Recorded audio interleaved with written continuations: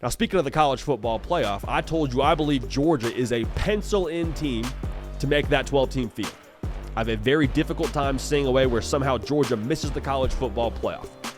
And Paul Feinbaum, who is, again, one of the best, if not the best in this entire space, GOAT status for me. He went on Cole Kublik and Greg McElroy's radio show, McElroy and Kubik in the morning, and talked a little bit about Georgia and where they sit right now. And he said something that caused a little bit of buzz, I think, across the college football world. And I think he was on the money. We'll talk about it right now. If you're watching this as a one-off clip, we salute you. We appreciate you. Make sure you are subscribed so you miss none of this. All right? We do a live show. That's what this clip is from. Tuesday, Wednesday, Thursday, 11 a.m. Eastern. Full hour-long episodes for you via podcast. Type in The Hard Count with J.D. Pickell. Spotify, Apple, wherever you get your podcast, we got you covered. Roll, party, roll. So Paul Feinbaum, on Cole Kublik and Greg McElroy's show, says expectations for Georgia are simply out of control. And he's not wrong. They are out of control. He's absolutely right, because right now, we as the college football public expect Georgia to compete for or win a national title.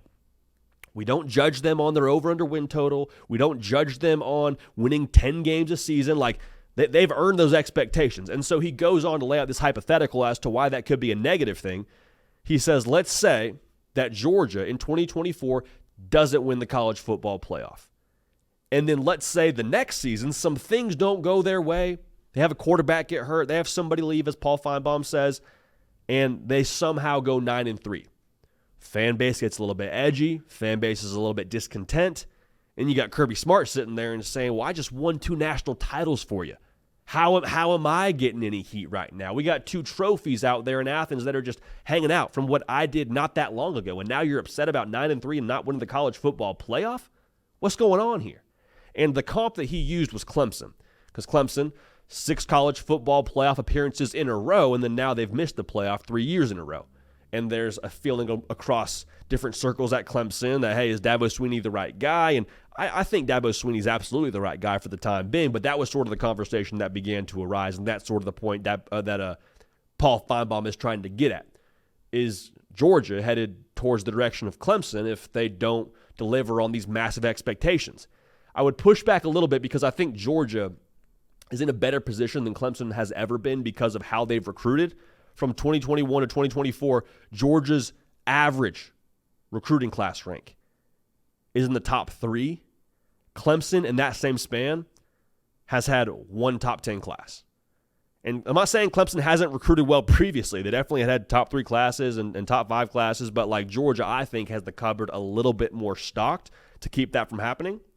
I also think that a lot of the frustration around Clemson for Dabo Swinney comes from the frustration of his lack of adaptation to using the portal, and there was some thoughts around how they used NIL early on. Like, all that's to say, that's Clemson, that's Georgia. I think there's some distinct differences that could keep that from being the case for either side. When we talk about expectations, though, I think there is 2 different versions of expectations. There is external expectations, and there is internal expectations. External expectations are from a fan base level, and you earn those. Let's be real. Georgia has earned those expectations. Over the last 3 seasons, what have they gone? 42-2 with 2 national championships? They've earned those expectations, okay? So if you're a fan, you have been conditioned to expect national championships.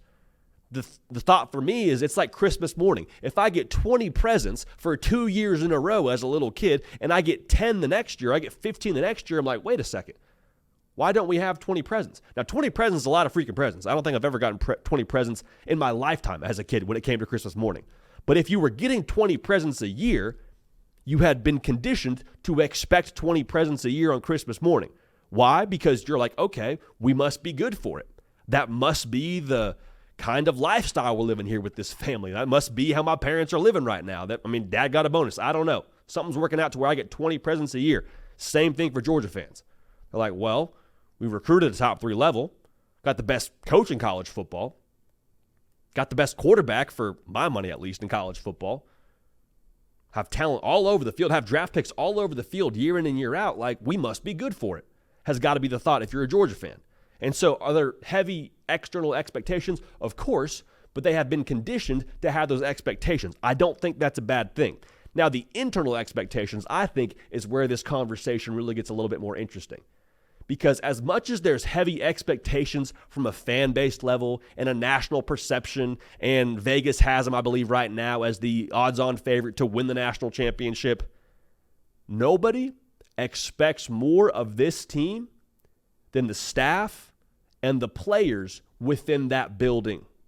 Okay? You don't believe me? There's an internal standard that's set at Georgia that is independent of betting odds, independent of message boards, independent of this show. And their standard every single day is to be elite and to be excellent in all that they do.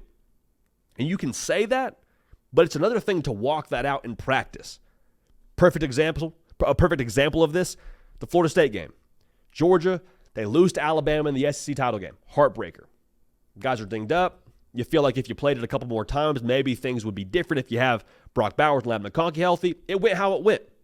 So you look forward to your bowl game against Florida State. What changed? Well, the potential of winning a national title changed. The potential of winning the SEC championship changed, but you still got a game to play.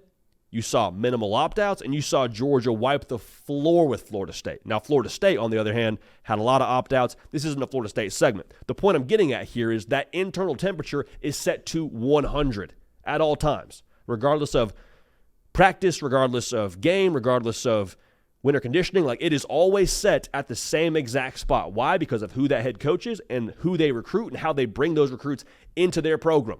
Not program, because that's what Kirby Smart's running out there. So nationally, are the expectations out of control? Absolutely. 100%.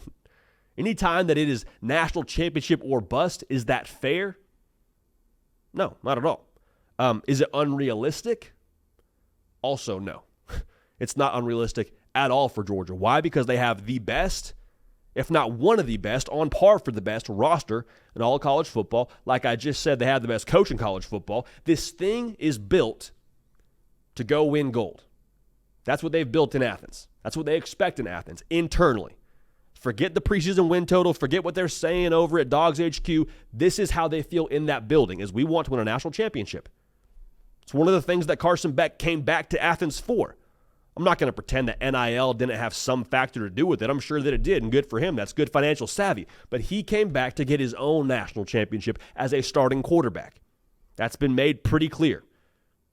So what I'm trying to say here is, are expectations ridiculous and out of control for Georgia? Of course. But I promise you, regardless of what was being said outside those doors, they'd be just as out of control within that building. Because that's who they are. It's what they do. And it's not like a looking towards the end of the season kind of thing. And, oh, man, I can't wait to hoist that trophy. It is we win the national championship today in practice, today during winter conditioning, today during this lift. And you know what?